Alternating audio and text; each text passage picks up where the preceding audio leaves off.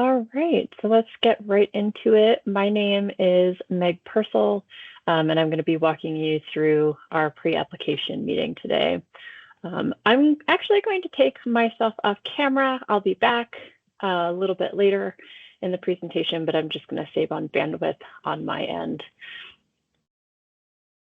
All right, so for tonight's meeting, we're going to get into a few different things. First, we're going to go through an overview of the history and vision of the public art program and the selection process. And then I'll talk about the specific requirements you'll need to include in your application. And then I'll review the specific RFQs that are currently open, how to apply through CAFE, and if we have time, answer any remaining questions that you have.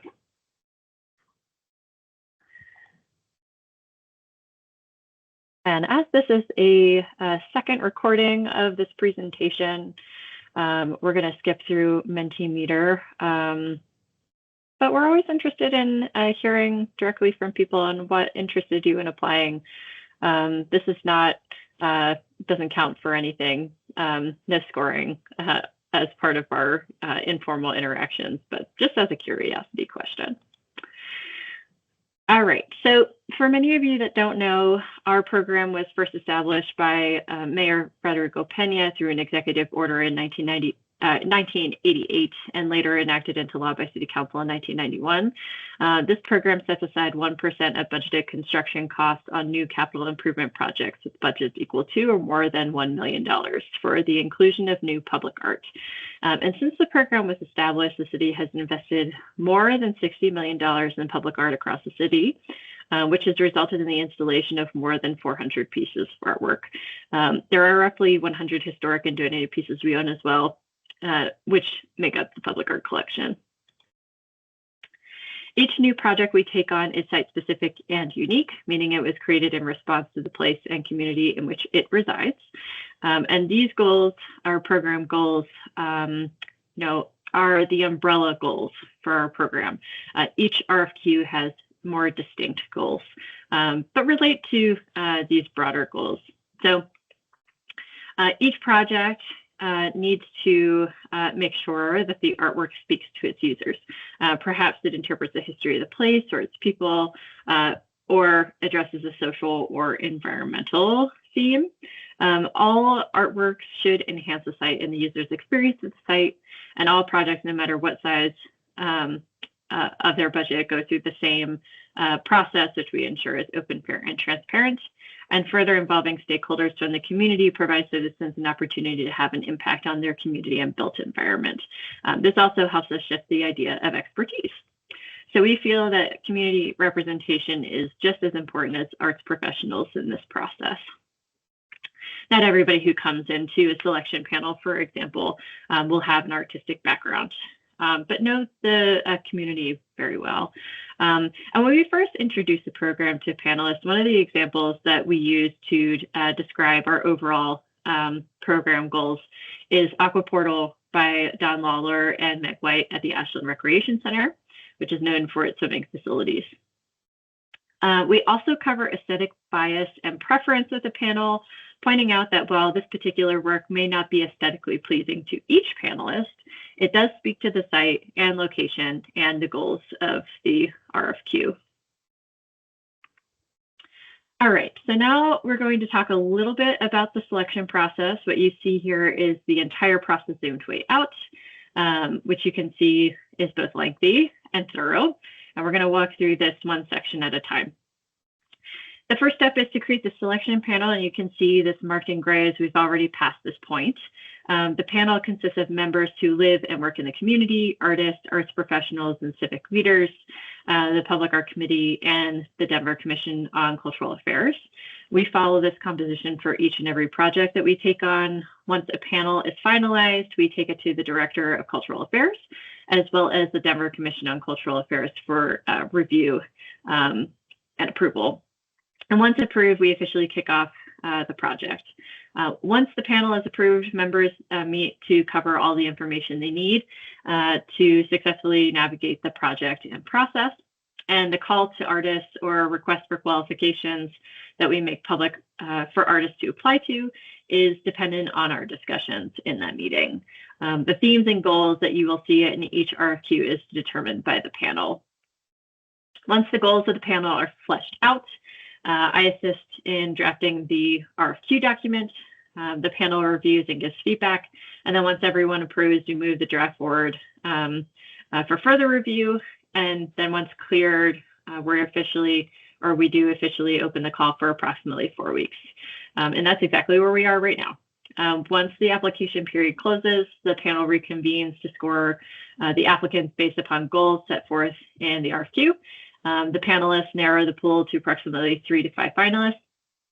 And then we invite those finalists to create a site-specific proposal that they will present to the panel. During proposal development, our staff arranges 2 helpful meetings.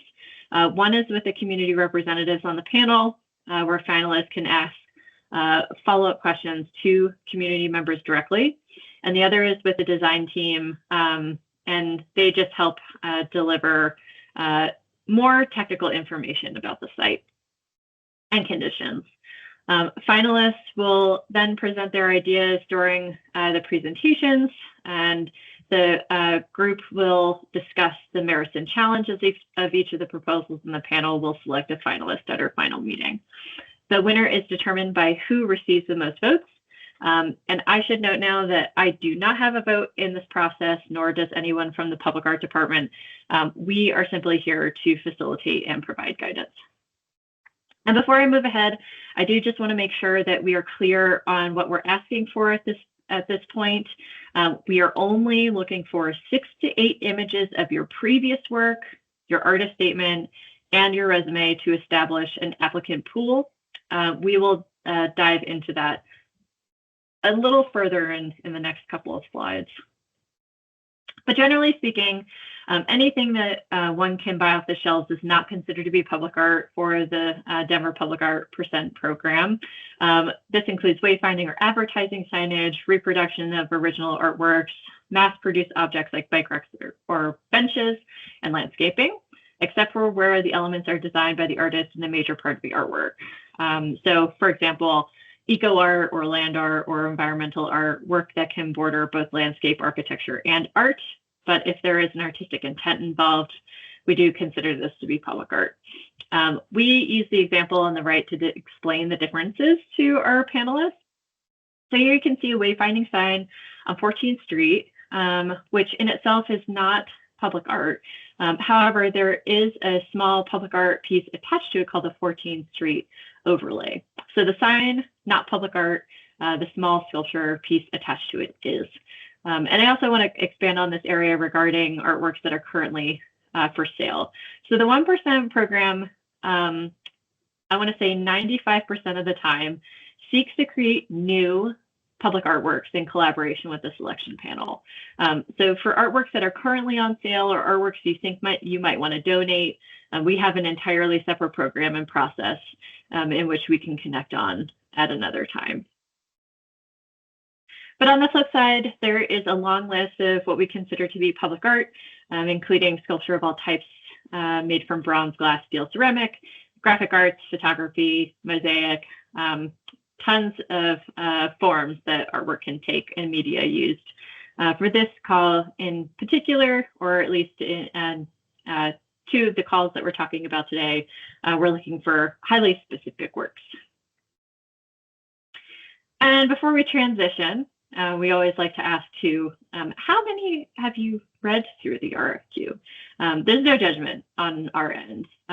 There is a lot of information that we try to share in these documents, in particular when it comes to site context, so you can get a really good sense of the layered history of each of the places that you'll be encountering if you make it as a finalist. But also more details about what expectations you'll be required to meet. Things like, what you include in your budget if you end up developing a proposal later down the road. Lots of very helpful information. We reference this document often. So it's worth taking a look, a deeper look. All right, and we're going to jump into the RFQ requirements. Again, all of this information is broken down in the RFQs themselves, but we'll go through each application requirement one by one. So I'm sure that you are all very aware how important images are. While each panelist will look over your entire application in detail, the first item panelists will see are your images. So just make sure you're not only adding the required number of images, but also consider the quality of the images as well. You want to make sure that images are sized appropriately, lighting is good. These samples do not need to necessarily be of previous public artwork commissions, but something that will help the panel to get a good sense of the style and materials that you're typically working in. So just two examples that you can use for your reference.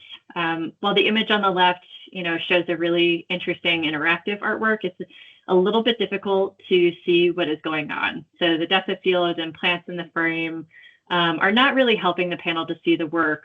If you were to use an image similar to this, what I would recommend is that you also submit a close-up or detail of the artwork as a companion image. The image on the right is closer to what we're looking for. The artwork takes up the entire frame of the image. The lighting is appropriate and really gives viewers the sense of a color palette that artists typically works with. Something also to be wary of here in your work examples, we have seen artists submit developed proposals or visual concepts for projects, including drawings and renderings. But again, I'm going to highly discourage you from doing this. It's not going to really gain you favor with the panel.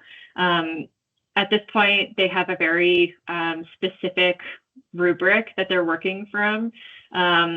So you don't want to also run the risk of missing the mark with a panel from the beginning. So, if you have an idea for a project, that's great, but please only include images of past work in your work samples. Please also really be clear in your descriptions for each of your images if any of the past works were a collaborative effort.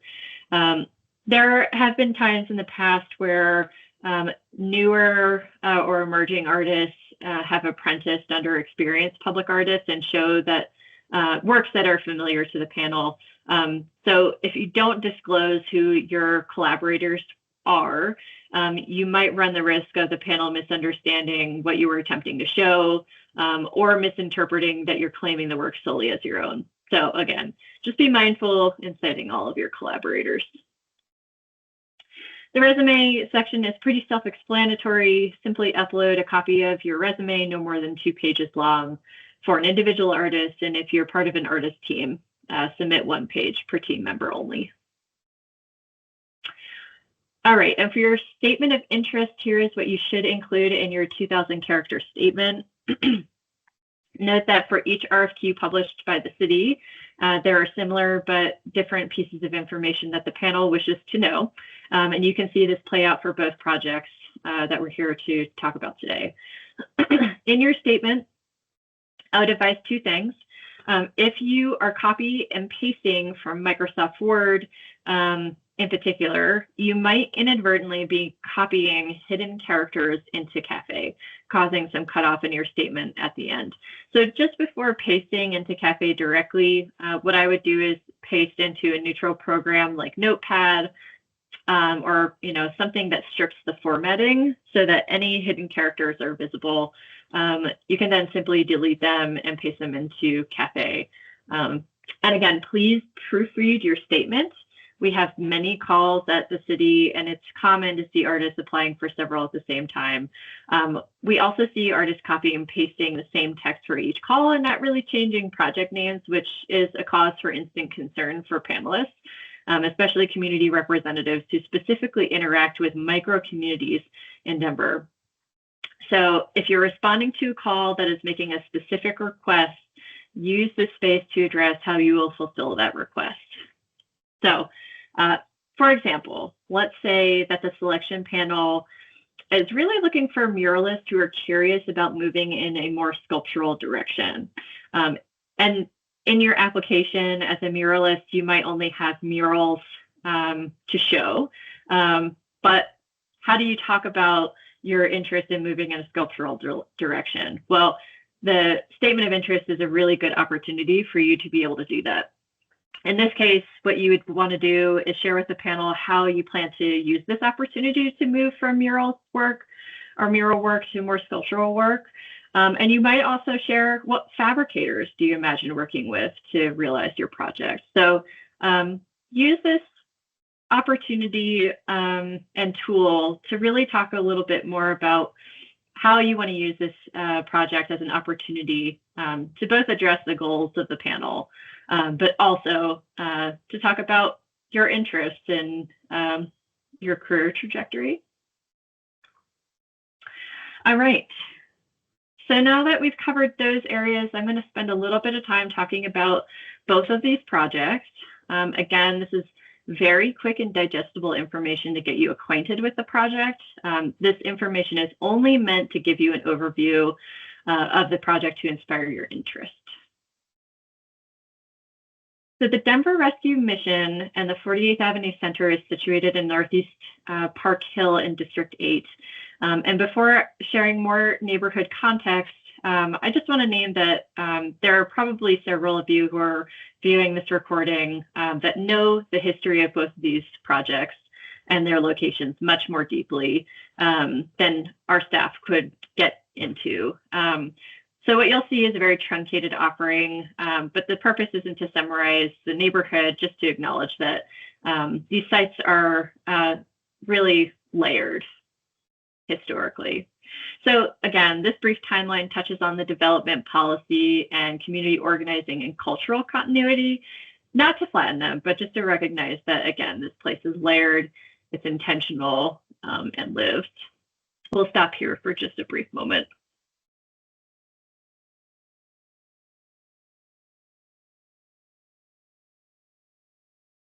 And or pause the video if you need a little bit more time. But the overall goals related to the capital project supported by American Rescue Plan Act and bond dollars, or RISE bond dollars, to provide improvements to city-owned and Denver Rescue Mission administered 48th Avenue Center. And these improvements included a new commercial kitchen, dog kennel for beloved companions, bathrooms, medical clinic, and important and critical HVAC updates. And the site recommended by community members in the selection panel is focused on the entrance of the center. As you can see here. And here are the goals, sites, and media materials the panel is looking for specifically. While all information here is important, I've called out a few keywords and marked them in yellow. So the artwork should be welcoming, comforting, colorful, and convey a sense of safety. The work should be empowering, inspire positive forward momentum.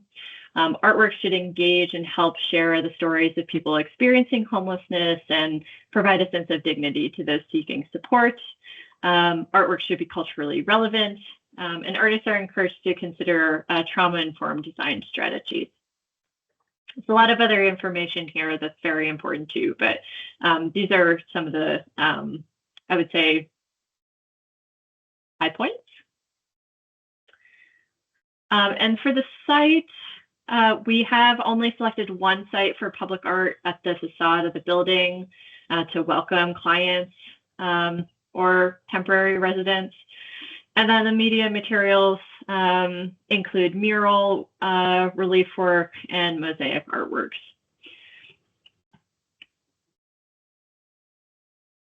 And I'll just mention that when you are writing your statement, you may want to include and expand on some of these keywords from the goals section, just so that the panel can see that you've spent time really thinking about this project and you're invested.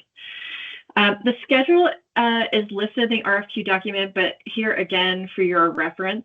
So these dates will expect finalists to make it to attend these meetings and to reserve those days, especially for finalist presentations.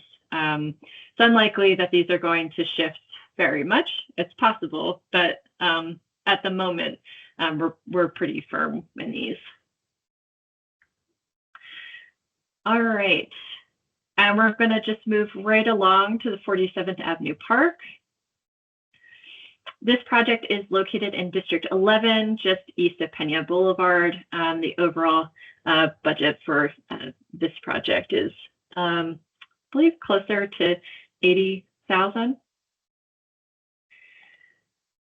And similar to before, this brief timeline also touches on the development policy and cultural continuity of the Green Valley Ranch neighborhood.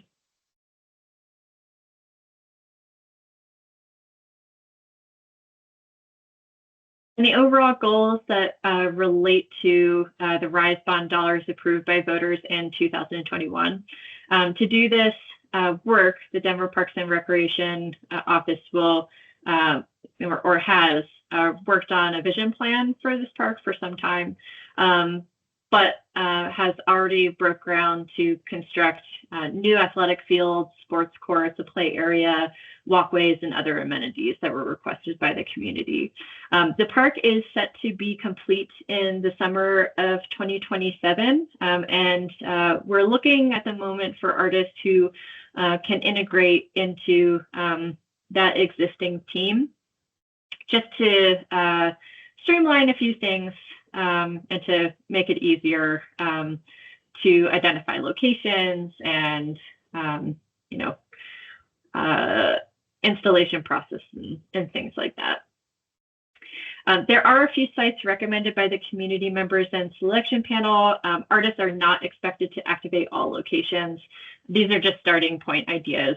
But in general, I would say that community members are really hoping to create a visual, maybe storyline, but definitely landmarks for community members to meet up at, because this is a pretty large park space and closely nearby the KIPP Middle School and surrounding neighborhoods. And here are the goals, site and media and materials the panel is looking for on this project. Again, all this information here is important, but I've called out a few keywords and marked them in yellow. The panel strongly encourages artists who have a connection to Denver to apply. Artwork should be colorful, fun, interactive, and engaging, celebrate and be inclusive to all park visitors and families.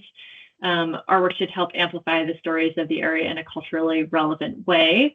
And then importantly, because I think partially the media materials that the panel is interested in, they really want to encourage some community engagement on this project, so that the public feels a sense of ownership of the work long term and has a desire to protect it. Now, as folks who work in public art often, once you get those works out into the elements, it becomes a little bit of a challenge because of the interactions with the public. So we just want to set this work up for success long term. The panel, again, is requesting multiple sites be activated. And we're mostly looking for sculptural works or freestanding mosaics and relief work. And the panel is also interested in utilizing ambient glow technology. And give me 1 second while I kind of show you. I might have to. Oh, well, if you search it through any search engine, you'll be able to find examples of this. But something that allows for nighttime activation that's a little bit slower. Glowstones are also pretty eco-friendly in the sense that they don't disrupt nesting time for birds, and they respect dark sky ideas. There, if you've been out in Green Valley Ranch or around this area in particular, there is street lighting out there for safety, but there's also I think light pollution is something that folks are thinking more and more about. So glowstones are really wonderful in that way because it's a little bit softer, more sensory friendly.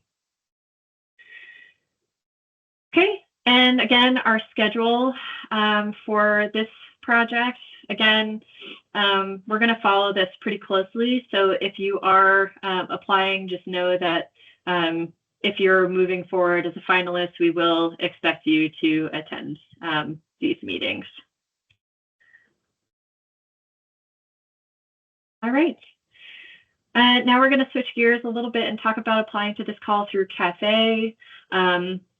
I probably want to say most of the folks who are either rewatching this recording or attend our pre-application meetings are pretty familiar with CAFE already.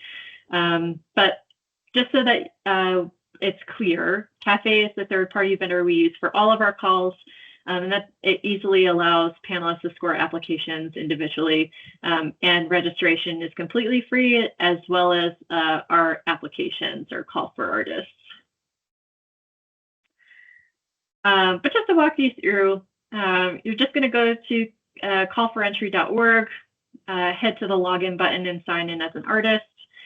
If you don't already have a account number, you're just going to sign up for free. From there, just build out your portfolio, upload your work samples. And just make sure that you're filling out all the information as much as you can. This is really helpful. Somebody had asked recently, how important is it really to fill things out like the description? And I would say, honestly, pretty important. When we get down to the 8 to 10 range of artists in the applicant pool, we really take a deep dive in, and I would say even at the beginning, everybody is taking a really close look at all of your materials, but this becomes really important when we're looking for those 3 to 5 finalists. Gives you a competitive edge to really complete this thoroughly. All right, and finding a call is also fairly simple. You just go to the find calls area and type in, or either type in the name of the call, or I also think that you can type in Denver and venues and it should also pop up. All right, and then our setup is slightly different, but you're just going to input the same information. Make sure you're filling out your statement of interest, uploading a copy of your current resume, and selecting images and audio, video media that is most relevant to the project that you're applying for. So in this case, what I would do, if you have a pretty wide body of work, just make sure that you're selecting works for the 48th Avenue Center that are more 2D or two-dimensional murals, mosaics, and then highlighting the sculptural works you've done for the 47th Ave Park project. Something else to keep in mind too, when you select the order of viewing for your media materials, please make sure that you are adding your video as either your last, or you can even put it as a second image, but please don't list it as your first image, mostly because for whatever reason, it gets a little screwy on the viewing side for the panel. So help us help you just by making it a little bit easier and not putting a video as your first image. And then a checkout as normal. We never charge for any of our calls. So if you ever see a charge somewhere, please get in touch with us as soon as possible, because that definitely should not be charging you anything. And of course, you can visit our public art website and call for entry and reach out via email if you have any additional questions. I always like to add as a caveat for CAFE, and we'll go back to this slide here. So if for some reason you have checked out all the way and you have a received status, but let's say you want to make some additional modifications, what you're going to do is email me directly and ask me to list your application as incomplete. Once I change that status to incomplete, you will be able to see a modify button, and that modification button will allow you to make changes to your artist statement, re-upload a resume, or even reorder some of your images. So I'll say that if you're ruminating a little bit and you've taken a look at your application and you're like, dang it, I really wish I would have changed this, and you think it would make a big difference, all you have to do is get in touch with me. The only caveat to that is I would very much appreciate it if you needed to make edits to let me know at least a week before the call closes. If you get in touch with me the day of the call deadline, I'll do my best to help you, but that's cutting it pretty close. So I can't make any guarantees that I'll be able to change that status for you. And we're very strict on our deadlines, no matter the situation. So just make sure that you're submitting before, especially for these two calls, ahead of March 16th, and you won't have any difficulty. So feel free to reach out to me if you have any additional questions. Happy to hear from you. And other than that, I hope you have a great rest of your time, and stay tuned for more opportunities here with Denver Public Art.